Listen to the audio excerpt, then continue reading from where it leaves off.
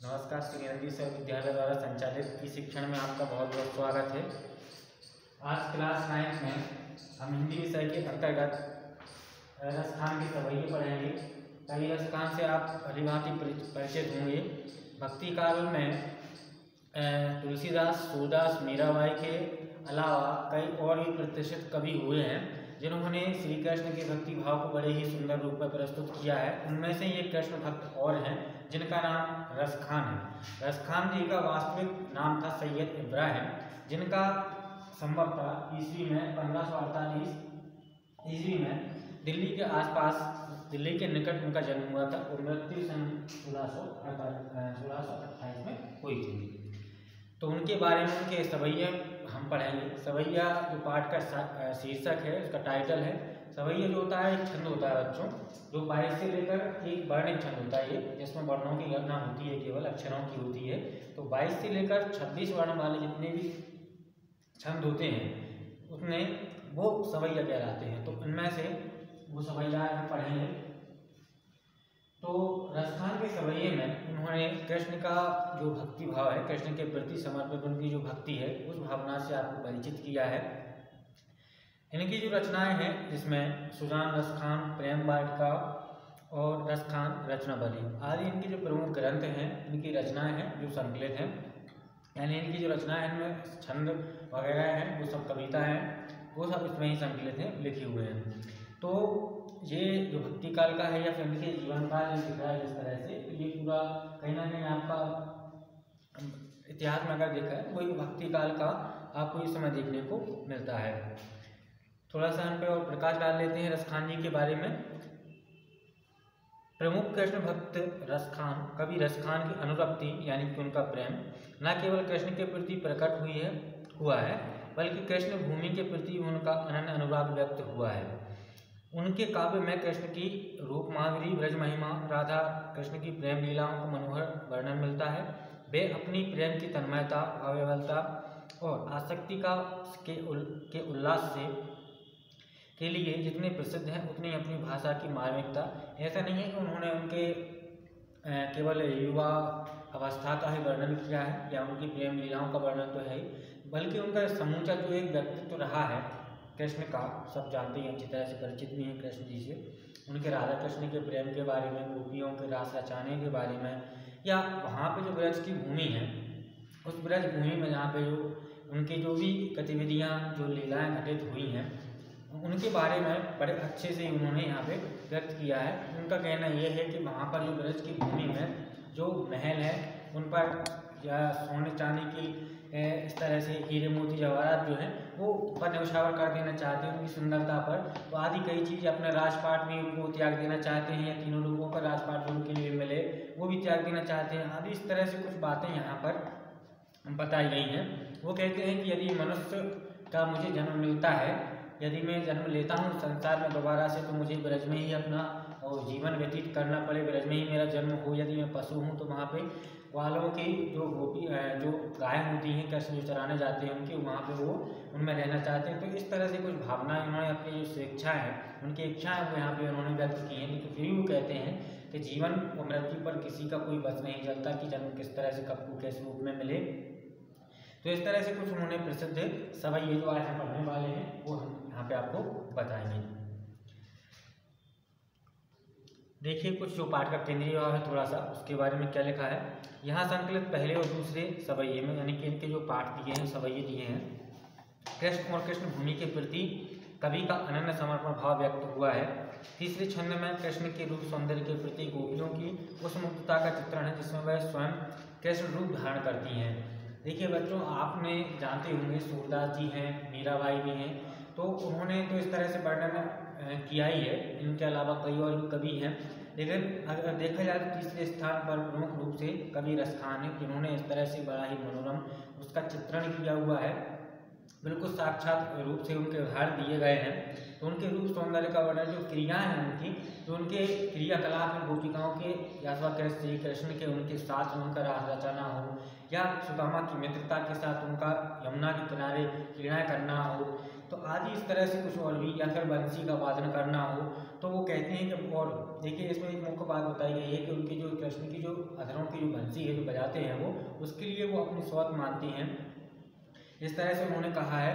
और वो क्या कहती हैं कि यहाँ पर मैं श्री कृष्ण का रूप रख लूँगी, धर लूँगी, और मतलब रूप धारण करती हैं, कृष्ण का रूप बंसी बजाती हैं, उनका रूप धारण करती हैं, सिर पर मुकुट लगाती हैं आदि, ये सब करने को तैयार हैं। लेकिन उनकी जो ध्वनि की जो बंसी है उनको मंत्रमुग्ध कर देती है, वो उनकी अपनी दुश्मन मानती हैं, सौत मानती हैं। तो इस तरह से कुछ कवि रसखान ने यहाँ पे सही सवैये में व्यक्त किया है।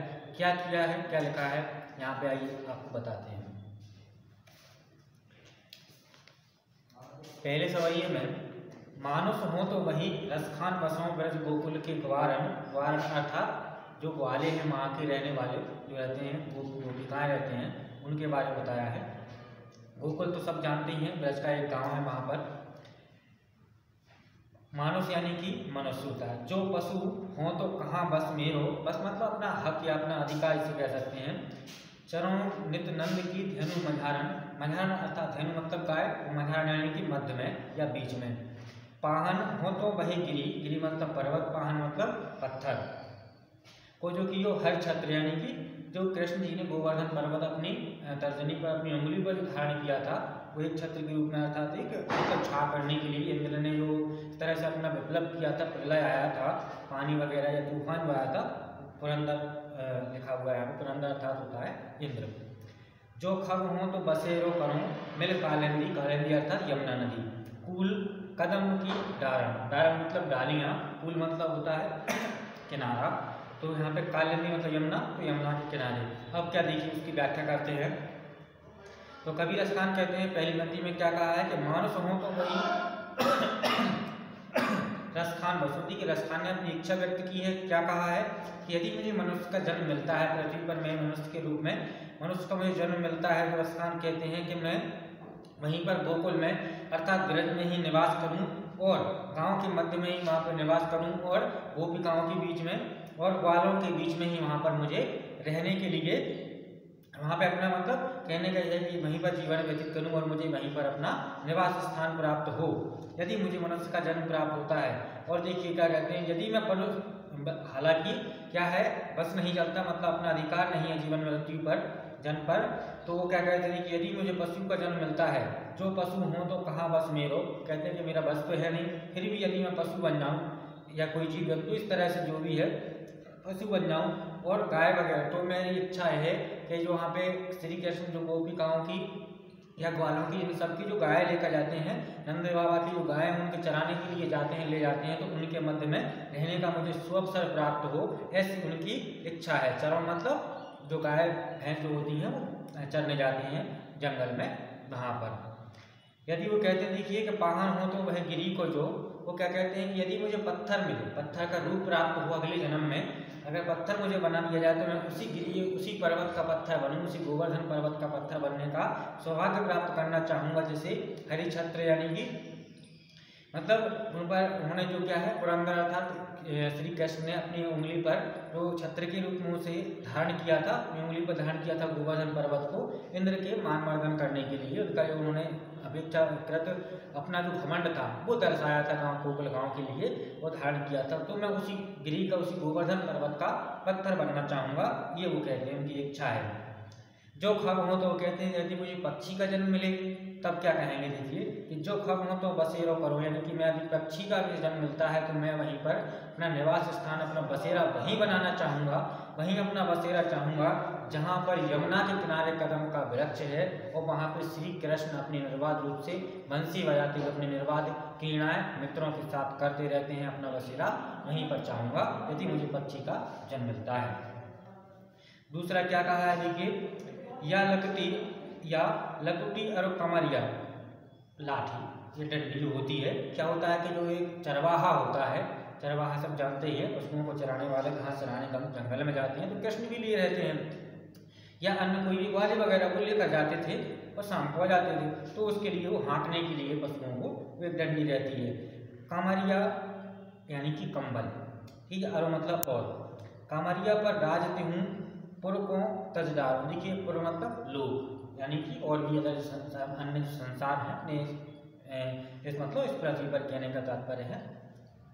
तो वो उनको क्या करना चाहते हैं, देखिए कि मैं उनकी अर्थात श्री कृष्ण के जो लाठी है, लाठी और कंबल पर इस तीनों संसार का तीनों लोगों का जो राज अगर मुझे राजपाट मिल जाता है तो उस पर मैं उन्हें न्यौछावर कर दूंगा, उसको भी त्याग दूंगा, अपितु मैं इसके लिए उनकी लाठी और कंबल के लिए मैं उसको त्याग दूंगा, ये उनकी इच्छा है। वो कहते हैं आठों सिद्धि नवो निधि, यानी कि आठों सिद्धियां और नवनिधि के जो सुख भी मुझे प्राप्त यदि होते हैं तो क्या कहते हैं, देखिए सुख नंद की गाय चराना विसारूं, और देखिए वो कहते हैं कि मैं नंद की गाय को चराने का सौभाग्य प्राप्त करूंगा यदि इस संसार में मुझे धनु निधि अर्थात मतलब कहने का ये कि जो मुझे सुख अगर नंद की गाय को चराने का सौभाग्य प्राप्त होता है तो मैं अपने जीवन में आठों सिद्धियों और नवनिधियों का जो होती हैं उनका सुख यदि मुझे प्राप्त होता है संसार में तो उसके समक्ष में उसको भी त्याग कर दूंगा, ऐसी उनकी वो इच्छा बताते हैं।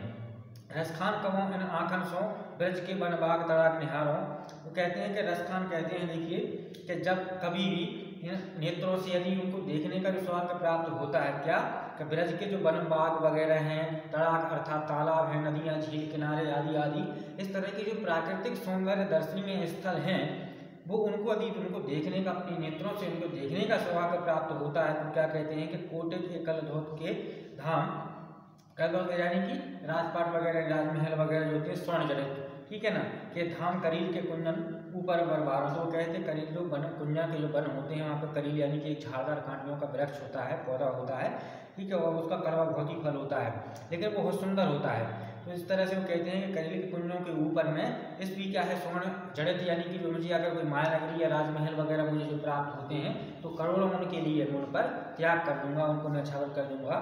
तो बच्चों आज हमने रसखान के सवैये के अंतर्गत 2 सवैये उनकी व्याख्या की उनको पढ़ा और रसखान के परिचय के बारे में जाना। यदि आपको कोई समस्या होती है तो आप विद्यालय आकर संबंधित शिक्षक से प्राप्त मार्गदर्शन प्राप्त कर सकते हैं। तब तक के लिए बहुत बहुत धन्यवाद।